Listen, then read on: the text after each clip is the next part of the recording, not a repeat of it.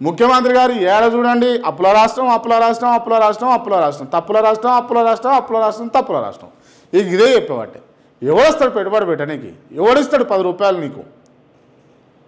కదా ధనికంగానే ఉన్నది అని చెప్పుకోవాలి ఉన్నా లేకున్నా చెప్పుకోవాల్సిందే ఇక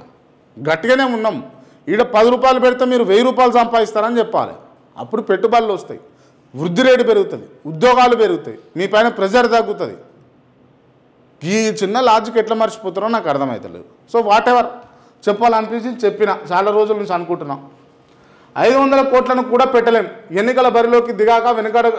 వెనుకబడకుండా ఉండాలంటే పరిగెత్తాల్సిందే ఈ క్రమంలోనే హామీలు ఇచ్చాం ప్రభుత్వం తరఫున కనీసం 500 కోట్లను కూడా మౌలిక వసతులకు పెట్టుబడులకు ఖర్చు చేయలేని పరిస్థితి ఇప్పుడు నెలకొంది ఈ నెల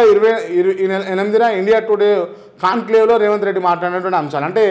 దాదాపు రేవంత్ రెడ్డి ఇచ్చినటువంటి ఇంటర్వ్యూలన్నీ కూడా కలెక్ట్ చేసి ఒక వ్యాసం రాశారు నమస్తే తెలంగాణలో ప్రధాన అంశంగా రాశారు సో దానికి సంబంధించినటువంటి అంశాలు అన్నటువంటి కూడా ఉద్యోగులకు జీతాలు ఇవ్వలేని పరిస్థితి తెలంగాణకు ఉందని తెలిసి చెప్పేసిండట ఆర్థిక సంక్షోభంలో చిక్కుకున్నటువంటి తెలంగాణ అనేసిండట ఎండిపోయినటువంటి పంటలకు కేర్ ఆఫ్గా తెలంగాణ ఉందని చెప్పేసిండట రైతుల ఆత్మహత్యలకు అడ్డగా తెలంగాణ ఉండిపోయిందని చెప్పేసిండట కంపెనీలు మళ్ళీపోతున్నటువంటి రాష్ట్రంగా తెలంగాణ అని చెప్పేసి కుంభకోణాలకు కేర్ ఆఫ్గా తెలంగాణ అని చెప్పేసి అభివృద్ధి ప్రాజెక్టులకు పడకేసినటువంటి తెలంగాణ అని చెప్పేసి గిన్నున్నాయి అన్నట్టు ఇప్పుడు సో అది రేవంత్ రెడ్డికి సంబంధించినటువంటి నమస్తే తెలంగాణలో రాసినటువంటి ఆ వార్త సరే ఎస్సీ వర్గీకరణ ఆమోదం ఆ వార్త చదువుకున్నాం మేమే వాళ్ళ బట్టలు ఇప్పి కొడతామని చెప్పేసి ఇక్కడ మనం కొన్ని చూస్తూ ఉన్నాం అండ్ కొంతమంది నేను కూడా చూస్తూ ఉన్నాం సో ఏంది అన్నది చెప్తావు ఓట్ల కోసం వస్తే రోడ్ల మీద నిలబెడతాం నీళ్ళ కోసం కొట్లాటకు అసెంబ్లీకి వస్తాం సర్కారు నీళ్ళు ఇస్తామంటేనే పంటలు వేసినాం కాంగ్రెస్ను నమ్మి నిండా మునిగినాం ఎకరాలు ఎండిపోయింది అప్పుల పాలైపోయినాం ఏడిపై మిగిలింది మాజీ మంత్రి జగదీశ్వర్ రెడ్డి ఎదుట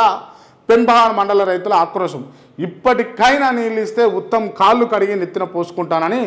జగదీశ్వర్ రెడ్డి ఓ సెంటిమెంట్ డైలాగ్ అయితే పెట్టేసింది ఇప్పటికైనా నీళ్ళు ఇస్తే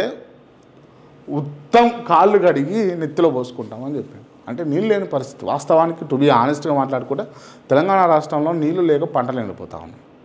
పశువులు మేస్తూ ఉన్నాయి గొర్రెలు మేస్తూ ఉన్నాయి బర్రెలు మేస్తూ ఉన్నాయి కాలబెట్టుకుంటున్నారు ఆ పంట చేనులో నిలబడి రైతులు రోధిస్తున్నారు దుఃఖిస్తున్నారు ఎద్దు ఏడ్చిన వ్యవసాయం రైతు ఏడ్చిన దేశం రైతు ఏడ్చిన రాష్ట్రం బాగుపడినట్లు లేదు అని చెప్పేసి చరిత్రకారులు రాసినటువంటి వార్త అది అంశం అది మీరు గమనించుకోవాలి ముఖ్యమంత్రి గారు ఎందుకనంటే పదే చెప్తే కూడా బాగుండదు చెప్పినా కూడా మీకు గిట్టదు మహిళా జర్నలిస్టుల విడుదల మహిళా జర్నలిస్టులు మొన్న అరెస్ట్ అయ్యారు కదా తన్వి అదేవిధంగా రేవతి సో వారిని విడుదల చేసినటువంటి అంశం అయితే చూస్తూ ఉన్నాం కేసీఆర్ గుడి సూపర్ అని చెప్పి యాదగిరిగుట్ట ఆలయంపై ఉభయ సభలో ప్రశంసలు కేసీఆర్ అభిలాషతో నిర్మాణం మండలి చైర్మన్ గుత్తా అద్భుతంగా కట్టారు కాంగ్రెస్ ఎమ్మెల్యే రాజగోపాల్ కేసీఆర్ కృషిని మర్చిపోవడం బాధాకరం ఎంఐఎం ఆలయాన్ని అభివృద్ధి చేసింది కేసీఆర్ మంత్రి సురేఖ గుట్టకు గొప్ప ప్రాచుర్యం ఉంది కాంగ్రెస్ సభ్యుడు శ్రీహరి ఆలయం నిర్మాణం వల్లే ఆదాయం అని చెప్పేసి సిపిఐ కూనంనేని మాట్లాడినటువంటి అంశాలన్నీ కూడా నమస్తే తెలంగాణలో రాసుకొచ్చారు కొత్త పింఛన్లు ఇప్పట్లో లేవు చేతులు ఎత్తేసిన సీతక్క మంత్రుల హడావుడికి మోటార్ల పీఠముడి అని చెప్పేసి ఇంకో వార్త సో ఇది ఒకసారి చూద్దాం కొత్త పింఛన్లు లేవు కొత్త పింఛన్లు ఇప్పట్లో లేవు చేతులు ఎత్తేసిన సీతక్క ఇది తమ్నైలు పెంచేందుకు ఇంకా 3 ఏళ్ళ సమయం ఉన్నది కొత్త పింఛన్ దరఖాస్తుల వెబ్సైట్ పనిచేస్తలేదు ఎందుకు పని చేయదు అరే నాయన ఏ ప్రైవేట్ వాళ్ళు చేస్తుర్రు బ్రహ్మాండంగా 20,000 ఇస్తే వాళ్ళు నడిపిస్తూ ఉన్నారు ఒక వెబ్సైట్ను